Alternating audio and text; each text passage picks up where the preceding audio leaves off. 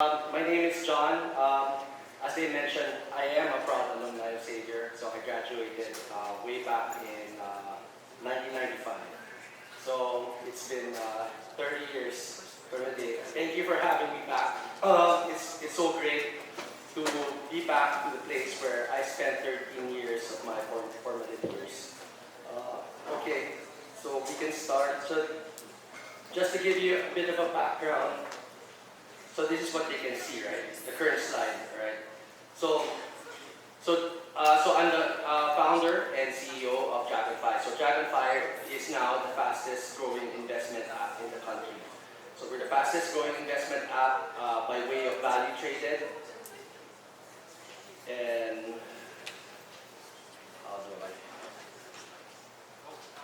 by client acquisition. So point there. But in terms of client acquisition and incoming funding. So how did we do this? So at Dragonify, we actually focus on product innovation and velocity. So we not only launch the best-in-class platform, but over the past 2 years, we actually launched a lot of first-to-market innovations. So we are the first broker-dealer to have, we're the first and only broker-dealer to have API connections for embedded finance. So you can find Dragonify you will be able to access Dragonify in all the popular fintech apps. We're the only broker dealer approved for EKYC, so you can open and fund your account in as little as 15 minutes. We're the first broker dealer to really champion community-based investing, wherein you have a supported community of investors to help support you in their investing journey.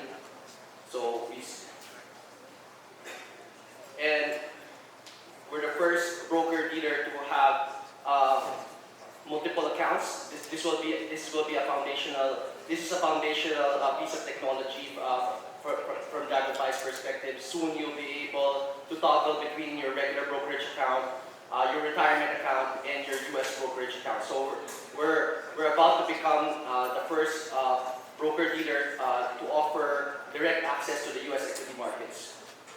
We're also the first broker dealer to have signature portfolio, so you can copy trade an entire basket of portfolio. Lastly, we're also the first SEC accredited fair administrator. So this is actually very, very important for Dragonify's evolution. So I consider FAIRA stands for personal equity retirement accounts. So it's an individual retirement account similar to what you would find in the US, the 401ks in the US. I consider it the last stand of the Philippine capital markets. Honestly, if this doesn't succeed, the long-term potential of the Philippines is that of Mexico, and that is not a good thing. So, and we did all of this in less than 2 years, and we want to move faster. So now to the portion. I initially thought that this was for Xavier students, but I now know that multiple schools are represented here, so ignore that. It's advice to current high school students. So one thing that I would advise everyone is you want to begin with the goal in mind. I know this is probably the most banal the most banal advice that you can receive, but in reality, if you don't have a goal in mind, you will be mired in the day-to-day. So I'm already turning 48 this year, and to be honest, the last 26 years of my adult life was a blur. So if you don't have a goal, if you don't start with a goal in mind, it's hard to see the forest from the trees. So this one is very important. Build scarcity value. So in the 80s and in the 90s, when the Philippines was still a frontier economy, everybody was in a rush to actually try to monetize their value by way of entrepreneurial opportunities. But when the new millennium was ushered in with the internet and now you have your AI, things have changed, right? It's now the knowledge-based economy. What you want to do is to really incubate scarcity value within yourself. So scarcity value is the more you can do things that only a few people can really do, the more value that accrues to yourself, right? So don't be in a rush to monetize and try to build scarcity value. So the second is master the art of networking. So what most of you would probably not know is that, let's say for example, in more developed economies such as the US, networking is actually a very, very valued skill. So in the US, everything happens, let's say when you're recruiting for a job.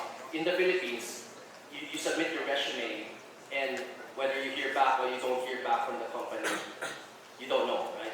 But in the US, everything happens via networking. So let's say, for example, you're recruiting for an investment banking job like Goldman Sachs. Goldman Sachs would actually come to your campus as an undergrad student.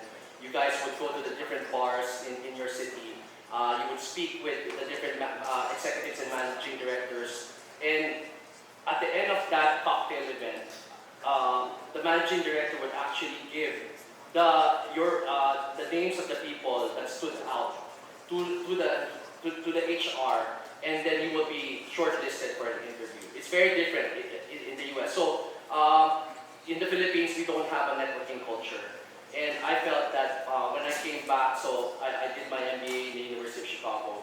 When I came back, I saw that networking was a huge edge for me, especially in my current field, where I'm trying to lobby for a lot of things, a lot of changes with my regulators, which include the SEC and the Banco Central. And it's on account of the networking skills that I really developed overseas that I feel that I'm gaining a lot of traction. Next, you want to play with the cards you were dealt with and the ones you've dealt for yourself. The problem with young people, and I was young once, is we would all often look over our shoulders to compare ourselves with our neighbors, right? But your circumstance, everybody has different unique circumstances and a unique set of strengths and weaknesses that you have to focus on yourself rather than always looking over your shoulder to compare yourself with your peer group. So you play with the cards you were dealt with.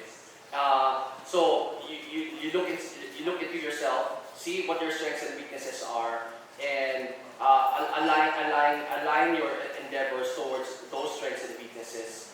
And rather than always just looking over your shoulder to compare. Next is balance is a destination. So in the 80s and 90s, when I was growing up, the Philippines was really, as I mentioned, was a frontier economy. So it was a very, very poor country, and we were all very, very pretty. We never ever used the word work-life balance. But when in the 2000s, when the internet came to be, we saw that obviously we benchmarked ourselves against the developed countries, wherein everybody was reaching work-life balance, right? But the issue there was those economies have already matured, and it was right that they were trying to share the spoils of their prosperity. But in the Philippines, we have to be grittier. Why? So look, I'll give Korea as an example. In 1980, Korea was exactly like where the Philippines was. They had a GDP per capita of 3,000. So the Philippines today is around 3,800. So now Korea has a GDP per capita of $35,000 per person. So how did they do this? Imagine that whether you go to a public school or private school, high school in Korea, they're actually dismissed at 10 p.m. on a daily basis. And after being dismissed from schools, they actually would go to their tutorial centers until midnight. So these guys these guys really work their backs off, and that's how you have to create a culture wherein you're really you're really more proactive. So you'll never find in a competitive marketplace. You will never. Where is it possible wherein someone is seeking balance and another person is imbalanced and working his ass off, where the person that's seeking balance actually ends up on top, right? So balance is a destination. At the start of your career, early on in your life, you want to be imbalanced so that at the tail end of it all, you can be balanced. Lastly, you want to invest ambitiously. So this is really, really important because the way we participate in entrepreneurial risk-taking has changed over the years. So let me give you a brief background. So in the 80s and 90s, while I was growing up, so as I mentioned, the Philippines was a frontier economy. So market share in the different industries were fragmented. So you had a lot of MSMEs and SMEs. But towards the 90s, towards the tail end of the 90s and the early 2000s, you saw market share consolidate. And you saw actually smaller businesses actually shutter and giving way to the rise of oligopolies and monopolies. And that is not an accident. I used to think that as the Philippines becomes more prosperous, more entrepreneurial opportunities exist. But actually, that's a counter to economic theory. Slide. So this is something that I really learned while I was an MBA student at the University of Chicago. So scale leads to concentration. So the wealthier the economy becomes, the less entrepreneurial opportunities exist.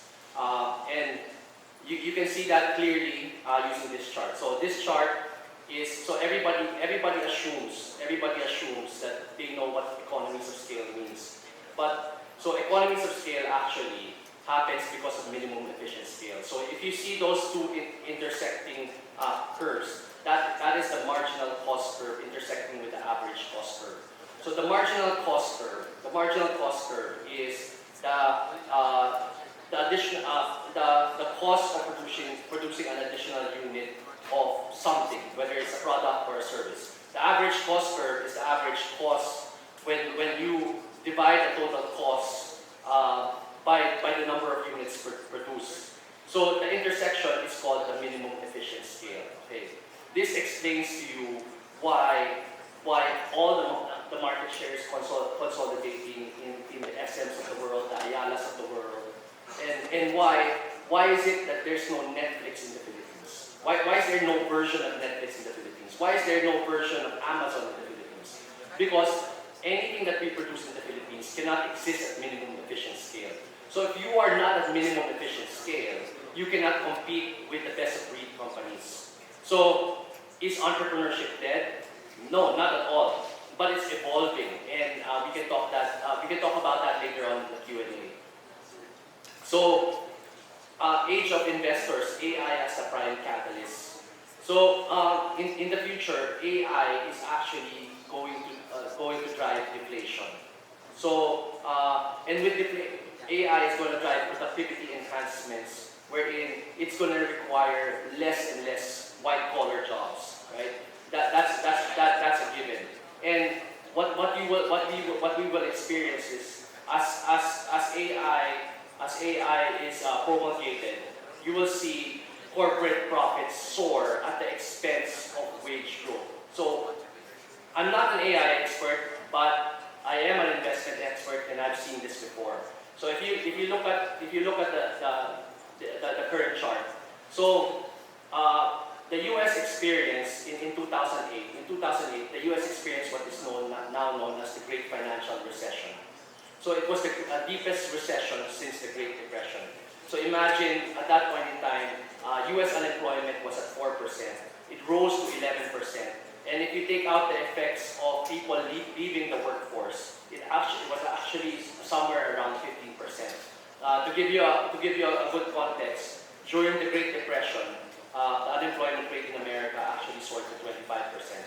So it was very, very difficult. So post-Great Financial Recession, between 2009 onwards, please go back to this slide. Post-financial recession, as you can see, GDP growth of the U.S. was actually very tepid, ranging from 1 to 1.5%. But notice that the blue line, that corporate profits actually soared. So the corporations were making record profits after record profits, in spite of the fact that unemployment was so bad. So imagine what AI is going to do 10 to 20 years from now, when it's going to accelerate productivity, where less and less employees will be able to participate in the workforce. That's what you will see, and the way that you participate in this prosperity is by being an investor. So what were the reasons why the S&P profit growth in the post-Great Financial Depression? So one thing you will see there on the second point, profits actually almost tripled between 2009 to 2014, in spite the unemployment picture. So and that's what you should expect moving forward. So just last week, Meta, Facebook announced that it was going to lay off like 6,000 employees. But Meta is actually producing more and more profits. And that's what you would expect in the aggregate. So the reasons for the divergence, obviously, cost cutting leads to a more profitable company by way of productivity. So the global players, the hyperscalers, they're able to scale and distribute it to more units of products or services, and share buybacks. So these companies will actually generate a lot of free cash flow that they can use to buy back their shares, hence increasing the valuation of their companies.